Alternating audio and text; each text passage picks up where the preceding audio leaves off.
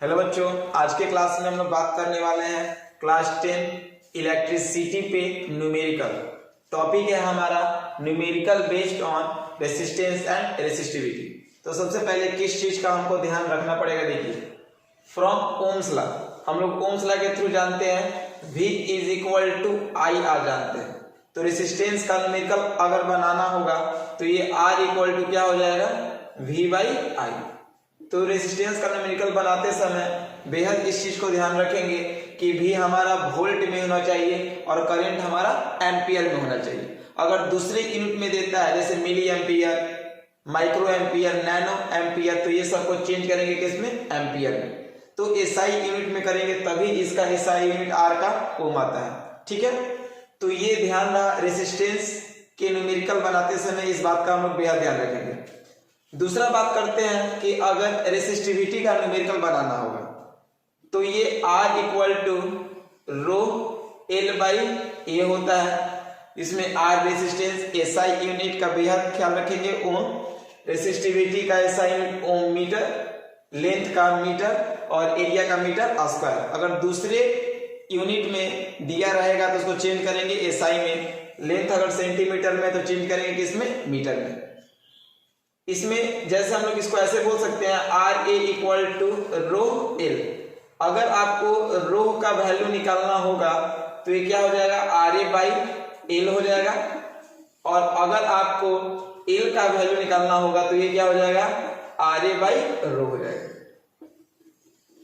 ठीक है, इस चीज को आप लोग याद रखिएगा, R equal to rho L by A होता है। ठीक है, अगर आपको रो का वैल्यू निकालना है तो ये क्या हो जाएगा, आर ए बाई एल। अगर एल का वैल्यू निकालना है तो ये क्या हो जाएगा, आर ए बाई रो। ठीक है, तो ये रेसिस्टिविटी टर्म का न्यूमेरिकल इसी तीनों पे पूछा जाता है। ठीक है, ये तीन चीज आप लोग याद रखेंगे। ठीक है, चलिए तो अब हम कुछ क्वेश्चन का कलेक्शन लिए हैं, हम लोग उस पे न्यूमेरिकल को देखेंगे। चलिए फर्स्ट क्वेश्चन क्या कह रहा है, तीनों वीवीआई क्वेश्चन आपका है। फर्स्ट क्वेश्चन बोल रहा है Which of the two have high resistance? एक ग्राफ है, एक मटेरियल 1 एक मटेरियल 2, दोनों में किसका रेसिस्टेंस अधिक होगा। चलिए फर्स्ट क्वेश्चन को हम लोग सॉल्व करने जा रहे हैं। फर्स्ट क्वेश्चन, ये करंट और ये voltage, independent quantity dependent quantity, ये ओरिजिन है आपका। ये आपका हो गया सेकेंड मटेरियल और ये हो गया आपका फर्स्ट मटेरियल। पूछ रहा है दोनों में से किस मटेरियल का रेसिस्टेंस अधिक है। तो यहाँ पे ना तो आपके पास V का वैल्यू दिया है ना तो I का वैल्यू दिया है, निकालेंगे कैसे। तो उसके लिए कुछ इंपॉर्टेंट कॉन्सेप्ट को हम लोग यहाँ पे समझेंगे और देखेंगे। यहाँ पे हम लोग देखने जा रहे हैं कि अगर किसी का वैल्यू दिया नहीं है तो V I R में तीनों में किसी एक को हम लोग कांस्टेंट ले लेंगे तो हमारा बात बन जाएगा। मान लिया जाए हम लोग जैसे इधर की ओर बढ़ रहे हैं तो धीरे धीरे मेरा करंट बढ़ेगा, अगर इधर की ओर बढ़ेंगे तो धीरे धीरे मेरा वोल्टेज बढ़ेगा। तो किसी एक टर्म को कांस्टेंट मानेंगे। जैसे हमको R निकालना है तो from ohm's law V equal to I R होता है, तो R equal to V by I होगा। या तो करंट को कांस्टेंट मानेंगे या तो वोल्टेज को। तो देखिए यहाँ पे हम करंट को एक प्लॉट कर दिए, जैसे करंट को हम यहाँ पे प्लॉट कर दिए I को, तो यहाँ से हम लोग एक परपेंडिकुलर लाइन ड्रॉ करेंगे इसके ऊपर, फिर सेम इसके ऊपर करेंगे वोल्टेज के ऊपर भी। तो यहाँ पर हम लोग क्या देखेंगे, सेकेंड मटेरियल का करंट I है, I1 है, तो इसका वोल्टेज क्या हो गया, V1, यानी करंट और वोल्टेज दोनों सेम हो गया। फिर देख रहे हैं अगर इसी को और बढ़ा के मटेरियल 1 पे कर देते हैं और यहां से वोल्टेज को भी मिला देते हैं तो इसको मानते हैं V2, ये आपका I1 ही रहेगा। तो इससे आपको क्या लगा, यानी दोनों मटेरियल फर्स्ट और सेकंड मटेरियल का करंट जो है वो दोनों सेम है, लेकिन सेकंड मटेरियल का वोल्टेज कम है और फर्स्ट मटेरियल का वोल्टेज क्या है, अधिक हो गया। तो जब फर्स्ट मटेरियल का वोल्टेज आपका अधिक हो गया तो वोल्टेज अधिक का मतलब रेसिस्टेंस भी अधिक, वोल्टेज कम तो रेसिस्टेंस भी कम। तो किस मटेरियल का वोल्टेज अधिक था, तो आप देखिए फर्स्ट मटेरियल का वोल्टेज क्या था, अधिक, क्योंकि दोनों में आपका करंट क्या है, कांस्टेंट है। तो जब फर्स्ट मटेरियल का वोल्टेज अधिक है तो निश्चित है कि रेजिस्टेंस भी क्या होगा, अधिक। तो यहाँ पर हम लोग बोल सकते हैं कि मटेरियल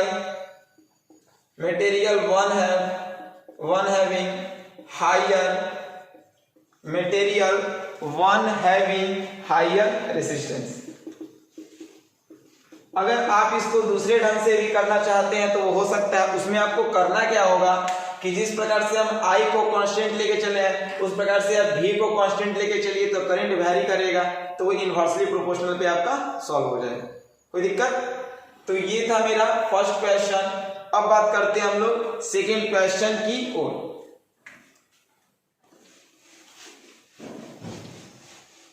सेकेंड क्वेश्चन मेरा क्या कह रहा है, एक copper wire of length 2 metre, length हमारा हो गया 2 metre and area of cross section A का वैल्यू दे दिया 1.7 इंटू 10⁻⁻6 मीटर का स्क्वायर।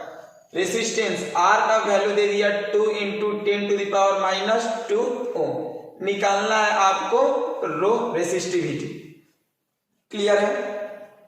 देखिए लेंथ आपका मीटर में, एरिया मीटर स्क्वायर में, रेजिस्टेंस ओम में, सारा ऐसा यूनिट में है। तो रो जो आएगा वो ओम मीटर में आएगा। तो आपको पता है R equal to rho L by A होता है। आप फॉर्मूला जानते हैं R इक्वल टू क्या होता है, rho L by A, rho L by A होता है फॉर्मूला। तो इसको हम लोग ऐसे कह सकते हैं आर ए इक्वल टू क्या हो जाएगा, रो L। हमको निकालना क्या है, रो निकालना है। तो जो निकालना है उसके बगल वाला टर्म कहाँ जाएगा, नीचे, ये हो जाएगा R इंटू ए हो जाएगा। अब वैल्यू पुट कर दीजिए, रो इक्वल टू क्या हो जाएगा, R का वैल्यू कितना है, तो 2 इंटू 10⁻2 ओम। एरिया कितना है आपका 1.7 इंटू 10⁻6 मीटर का स्क्वायर हो गया, बाई लेंथ कितना है, तो 2 मीटर हो गया। तो 1 मीटर से 1 मीटर कैंसिल हो गया, 2 से 2 कैंसिल हो गया। तो रेसिस्टिविटी इक्वल टू हम लोग क्या कह सकते हैं 1.7 इंटू 10⁻6 और -2 -8 ओम मीटर। क्लियर है ये? तो ये आपका न्यूमेरिकल सेकेंड का सॉल्यूशन हो गया। R equal to rho L by A पे बनेगा। क्लियर है? चलिए अब हम लोग देखते हैं न्यूमेरिकल थर्ड का सॉल्यूशन। न्यूमेरिकल थर्ड क्या बोला था, 3 अलग अलग मटेरियल है, जैसे तीनों सिलिंड्रिकल फॉर्म में है। एक का लेंथ, तीनों का रेजिस्टेंस, इसका R1, इसका R2, इसका R3, इसका length L cross section area A, इसका length L cross section area 2A, इसका length 2L cross section area A by 2। तो पूछ रहा है कि तीनों में से हाईएस्ट रेजिस्टेंस किसका होगा। तो चलिए हम लोग निकालते हैं पहला, जैसे फर्स्ट मटेरियल का, फर्स्ट मटेरियल में रेजिस्टेंस R1 हो गया, length L cross section area A हो गया। ठीक है, तो R1 का वैल्यू निकालते हैं। तो क्या जानते हैं हम लोग, रो L बाई ए जानते हैं। लेंथ L ही रहेगा, क्रॉस सेक्शन एरिया A का A ही रहेगा। तो R1 का वैल्यू क्या आ गया, रो L बाई ए। उसी तरीका से सेकेंड वाला देखते हैं हम लोग कि सेकेंड वाला जो मटेरियल है उसका लेंथ L हो गया, क्रॉस सेक्शन एरिया क्या हो गया 2A। तो जब R2 यहां पे निकालिएगा तो R2 का वैल्यू क्या हो जाएगा, रो L बाई ए। तो रो L तो L ही है आपका, और A कितना है 2A है। इसको हम लोग ऐसे लिख सकते हैं क्या, रो को रो लिख दीजिए, L को L और A को नीचे A लिख दीजिए। यहाँ पे कुछ नहीं है तो हम लोग 1 लिख सकते हैं, और 2 को हम लोग नंबर को अलग कर दिए हैं। ठीक है, तो R2 का वैल्यू हम लोग क्या कह सकते हैं, रो L बाई ए इंटू 1/2, और रो L बाई ए को R1 लिख सकते हैं। तो ये हो गया आपका R1, और बाई कितना हो गया 2, यानी R2 का जो वैल्यू होगा वो R1 का क्या होगा, हाफ होगा। ठीक है, अब हम लोग बात करते हैं थर्ड मटेरियल का, यानी थर्ड मटेरियल जब हम लोग देख रहे हैं तो इस थर्ड मटेरियल में क्या पता चल रहा है, तो थर्ड मटेरियल का लेंथ हो गया 2L, थर्ड मटेरियल का लेंथ क्या हो गया 2l, क्रॉस सेक्शन एरिया हो गया a/2। देखिएगा ध्यान से, तो r3 का वैल्यू निकाल लीजिए, क्या होगा रो l/a। तो r3 का वैल्यू रो का रो लिख दीजिए, l कितना है 2l है, बाई a कितना है a/2 का मतलब क्या, ऊपर जाएगा तो मल्टीप्लाई में 2 जाएगा ना, तो r3 का वैल्यू रो यहां पे 2l होगा 2l, तो रो 2 × 2 क्या बोल दीजिएगा 4l/a। r3 का वैल्यू इसको हम लोग रो l/a कर दे रहे हैं और 4 को ऊपर मल्टीप्लाई में है तो 4 को 4 अलग कर दिए नंबर को, ठीक है।